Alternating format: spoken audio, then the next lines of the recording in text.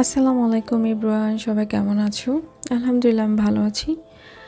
আজকে খুবই ছোট্ট একটা ব্লগ শেয়ার করব তোমাদের সাথে, আশা করি ভালো লাগবে। আজকে আমার হাজব্যান্ডের অফিস এবং আমার মেয়ের স্কুল বন্ধ ছিল, সেজন্য আমরা একটু লেট করে ঘুম থেকে উঠেছি। কারণ সাধারণত স্কুলে অনেক সকালে বাচ্চাকে যেতে হয়, আর সাথে সাথে মাদেরকে উঠতে হয়, হাজব্যান্ডের তো অফিস থাকে তাকেও উঠতে হয়। তো আমরা অফ ডেতে একটু লেট করে উঠে থাকি, কিন্তু আজকে একটু বেশি লেট করে উঠেছি, প্রায় 11:30-12টা বেজে গিয়েছিল। আর ঘুম থেকে উঠেই আমি একটু ফ্রেশ হয়ে আমার বাচ্চার জন্য সকালের নাস্তাটা তৈরি করে নেব। সকালের নাস্তা বলে ভুল হবে, দুপুরের লাঞ্চটা। আর আমার বাচ্চা ভাতের থেকে একটু রুটিটা বেশি পছন্দ করে, ওকে রুটি দিলে খুব মজা করে খেয়ে নেয়, রুটি বা ব্রেড যে কোনো কিছু। তো আমি এখানে একটা ডিম পোস্ট করে নিয়েছি, আমি একটু বাটার দিয়ে তারপর ডিমটা পোস্ট করে নিয়েছি। আর সাথে আমার হাজব্যান্ডের জন্য আমি ডিম পোস্ট করে নিব। আমার জন্য আমি ডিম পোস্ট করব না, কারণ আমার ডিম তেমন একটা পছন্দ না, আমার ভালো লাগে না। কারণ সারা রাত সেই 8টার দিকে আমরা ডিনার করে ফেলি, আর সারা রাতে বাচ্চার কোনো কিছু খাওয়া হয় না, সেও ঘুমায় পড়ে। তো আমি ঘুম থেকে উঠে তাড়াতাড়ি ওর জন্য খাবারটা তৈরি করতে চলে আসছি। আমি ডিম পোস্ট করার পরে আমি এখানে আমার বাচ্চার জন্য ব্রেড নিয়েছি। আমি তাকে জিজ্ঞেস করেছিলাম, মাম্মু তুমি কী খাবে? সে বললো যে আমি ব্রেড খাবো। ঠিক আছে। আর সে অলওয়েজ পিনাট বাটার আর নিউট্রেলা দিয়ে ব্রেড পছন্দ করে, যতটুকু পারে সে খাবে। ফুল 2টা ব্রেড সে খায়নি, কিছু নিউট্রেলাটা থেকে খেয়েছে আর কিছুটা পিনাট থেকে খেয়েছে, কিন্তু ডিমটা সে ফুল খেয়েছে। আর সাথে আমি এখানে দিয়ে দিব বাদাম। তোমরা যে কোনো বাদাম দিতে পারো, আর বাদাম তো বাচ্চাদের জন্য অনেক বেশি ভালো, ব্রেন ডেভেলপড অনেক বেশি করে। তারপর এখানে আমার হাজব্যান্ডের জন্য আমি একটু সসেস ভেজে নিব। আমি এখানে বাটার দিয়েছি, আর বাটারটা দিলে অনেক বেশি ভালো ফ্লেভার আসে। তেল দিয়েও তোমরা করতে পারো, কিন্তু বাটারের ফ্লেভারটা অনেক বেশি ভালো লাগে। আর যেহেতু ওর জন্য আমি একটা ডিম পোস্ট করেছি, ভাবলাম একটু সসেস করি। আর রাতে আমরা একটু নান করবো, সেজন্য এখন আর অনেক বেশি হেভি খাবার খাচ্ছি না। এই তো আমার হাজব্যান্ডের খাবারটা রেডি, আমাকে খাবারটা দিয়েছি। এরপরে আমাকে চা দিয়েছি, কিন্তু সেটা আর ভিডিও করিনি, অনেক বড় হয়ে যাবে। আমি একটু রেস্ট নিয়ে ফ্রেশ হয়ে তারপর আমার নাস্তাটা তৈরি করার জন্য চলে এসেছি। আমি প্রায় 1:30টার দিকে নাস্তা করেছি, দুপুরের খাবার বললেই চলে। আমার এত সকালে বা ঘুম থেকে উঠে সাথে সাথে কোনো কিছু খেতে ভালো লাগে না। আমি এখানে একটা কলা নিয়েছি, আর নিয়েছি হাফ অ্যাপেল নিয়ে আমি ছোট ছোট করে কেটে নিয়েছি। তারপর দিয়ে দেবো একটা খেজুরটা আমি ভালো মতো ধুয়ে তারপর কেটে নিয়েছি বিচিটা ফেলে। আসলে ঘুম থেকে উঠে খাবার আমি কখনোই খেতে পারতাম না স্কুল কলেজ লাইফে। আম্মা খুব বকাবকি করতো যে খাবার খাও না, গ্যাস হয়ে যাবে, অসুস্থ হয়ে যাবে, কিন্তু পারি না, এখনও সেম সে আগের অভ্যাসটাই আছে। তারপর এখানে আমি নিয়েছি হাফ কাপের একটু বেশি গরুর দুধ, এটা একদম ফ্রেশ, আমাকে একটা কাকা দিয়ে যায়, সে গ্রাম থেকে নিয়ে আসে। আর এখানে আমি দিয়েছি হাফ চামচের একটু কম চিয়া সিড, তারপরে দিয়েছি ওটস আর আগে থেকে কেটে রাখা ফ্রুটস, তারপরে দিয়েছি একটু মধু, 1 চামচ মধু দিয়েছি, আর দিয়েছি 1 চামচ পিনাট বাটার। তোমরা এই ওটসটা বাসায় একবার তৈরি করে খেয়ে দেখবে, এত বেশি মজা হয়, এত বেশি টেস্টি হয়, বিশেষ করে মধু আর পিনাট বাটারটা দেওয়ার পরে এটার ফ্লেভারটাই ফুল একদম চেঞ্জ হয়ে যায়। আর আমরা যেহেতু দুপুরে সকালে নাস্তা করেছি, সকালে খাওয়া হয়নি, দুপুরে একেবারে খেয়েছি, সেজন্য আমরা রাতের খাবারটা তৈরি করে ফেলবো। আর এর ফাঁকে আমার বাচ্চাকে আমি একটু নুডলস করে দিয়েছিলাম। আমি এখানে ইস্ট নিয়েছি 2 চামচের একটু কম, আর নিয়েছি 2 চামচের একটু বেশি চিনি, আর 1 কাপ পানি দিয়ে আমি প্রায় 20 মিনিটের জন্য রেখে দিয়েছিলাম। আর ইস্টটা কিন্তু একদম ফুলে ডাবল হয়ে গিয়েছে, এটা কিন্তু এখন রেডি হয়ে গিয়েছে। আর এখানে আমি নিয়েছি 2.5 কাপ ময়দা, আর দিয়ে দেবো পরিমাণ মতো লবণ। তোমরা চাইলে আটা দিয়েও করতে পারো, আটা দিয়েও কিন্তু খুব সুন্দর নান, পিৎজা, তারপর ব্রেড হয়।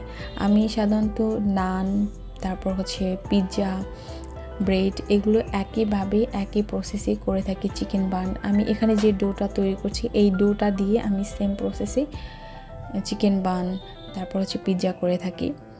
আমি সমস্ত পানিটাই দিয়ে দিয়েছি এখানে, দিয়ে আমি ভালো মতো এটা মথে নিব। আর নান বা পিৎজার যে রুটিটা হয়ে থাকে সেটা কিন্তু অনেক বেশি সফট হতে হয়, সেজন্য একটু টাইম নিয়ে এটা মথে নিতে হবে। আমি একটা চপিং বোর্ডে একটু তেল ব্রাশ করে তারপরে ডোটা নিয়ে ভালো মতো হাতের সাহায্যে জোরে জোরে প্রেস করে এটা মথে নিচ্ছি। একটু টাইম নিয়ে করতে হবে। আমি 4 থেকে 6 মিনিট হবে এটা আমি ভালো মতো মথে নিয়েছি। তারপর এত বেশি সফট একটা ডো হয়েছে বলার বাহিরে। আর তোমরা অবশ্যই একটু টাইম নিয়ে করে ট্রাই করবে, তাহলে দেখবে যে নানটা অনেক বেশি সফট হবে আর খেতেও ভালো লাগবে। আমি একটা বড় সাইজের বাটিতে বা বোল বলতে পারো ডোটা রেখে দিয়েছি, কারণ এটা ফুলে একদম ডাবল হয়ে যাবে। তারপর একটু তেল ব্রাশ করে দিয়ে আমি আবার হাতের সাহায্যে একটু ভালো মতো মেখে দিয়েছি। ঢাকনা দিয়ে ঢেকে আমি একটা, তোমরা ইলেকট্রনিক ওভেনে বা মাইক্রো ওভেনে যেটা বলো, বা ওভেনে না দিয়েও গরম কোনো জায়গায় ভালো মতো ঢেকে রাখবে। প্রায় আজকে যেহেতু আমি রাতেই তৈরি করবো, আমি এটা দুপুরের পরে প্রায় বিকেলে 3:30টার দিকে তৈরি করছি, তো আমার একটু লেট হয়ে যাচ্ছে। আমি প্রায় 2 ঘন্টার মতো এটা আমি রেখেছিলাম। আর এখানে আমি চিকেন তান্দুরি করব, সেজন্য আমি চিকেনের বোন পিস নিয়েছি, লেগ পিস নিয়ে আমি এখানে হচ্ছে 2 রকমের মশলা দিয়েছি, 2 রকমের সস দিয়েছি। তোমরা চাইলে সস নাও দিতে পারো। তারপরে দিয়েছি আমি চিকেনের মশলা, শাহি মাংসের মশলা, ধনে গুঁড়া যেটা সেটা দিয়েছি, লাল মরিচের গুঁড়া, তারপরে দিয়েছি গোলমরিচের গুঁড়া, আর দিয়েছি অরিগানো, আর দিয়েছি 2 টেবিল চামচ। আমি সমস্ত মশলা হাফ চামচের একটু কম করে দিয়েছি, কারণ যেহেতু বাচ্চা খাবে ঝাল হলে খেতে পারবে না। আর দিয়ে দিয়েছি একটা লেবুর রস। এখানে আমি আদা আর রসুনের পেস্টটা দিয়েছি, কিন্তু আমার কোনো কারণে ফোনটা কেটে গিয়েছিল, আমি ভিডিওটা করতে পারিনি।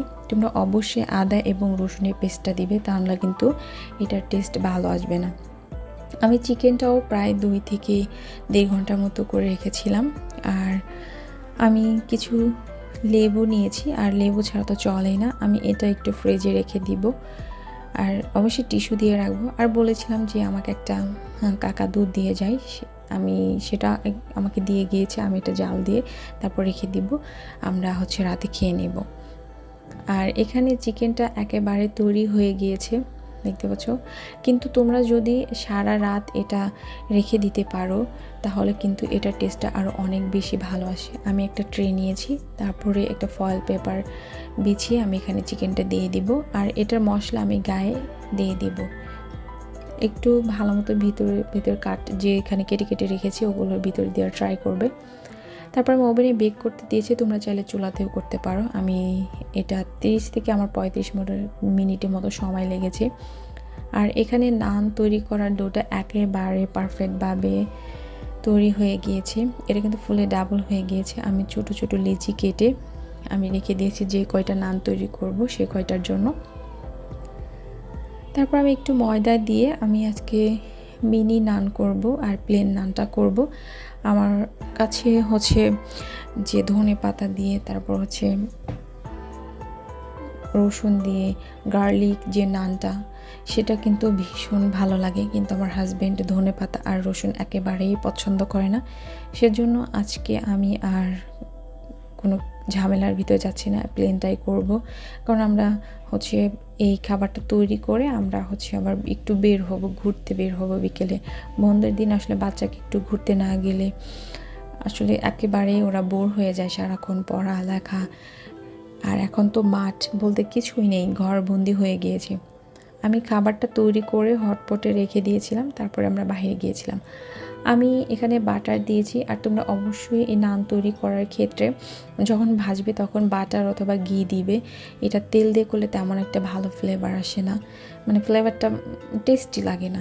আর আমি একটু ব্রাউনি করে ভেজে নিয়েছি, আমার কাছে একটু বেশি কালার আসলে এটা খেতে ভালো লাগে। আর নানটা কিন্তু আমার খুব সুন্দর ফুলে উঠেছে, আর এটা এত বেশি সফট হয়েছিল, কোনো প্রকার ইস্টের গন্ধ ছিল না। তোমরা দেখতে পাচ্ছ এটা কিভাবে ফুলে গিয়েছে। আমি এখন তুলে নিব, আর তোমাদেরকে কালারটা একটু দেখাবো। আমি হটপটে রেখে দিব, যখন খাবো শুধু ঢাকনাটা খুলে গরম গরম খেয়ে নিব। আর এদিকে আমার তান্দুরিটাও রেডি হয়ে গিয়েছে। এটা এত সুন্দর ফ্লেভার আসছিল, গ্রান্ট আসছিল বলার বাহিরে। দোকানের থেকেও টেস্টি হয়েছে, অনেক বেশি মজা হয়েছে। আসলে বাসায় তৈরি করা প্রতিটা খাবারই তুমি যদি যত্ন করে তৈরি করো তাহলে কিন্তু এটা অনেক বেশি টেস্টি, অনেক বেশি মজা হয়। আর আমরা বাহিরে গিয়েছিলাম, বাহির থেকে এসে রাতের ডিনারটা করছি। আর আমি আজকে সালাদ করতে একেবারে ভুলে গিয়েছি, তো আমার হাজব্যান্ডকে বললাম আজকের মতো খেয়ে নাও।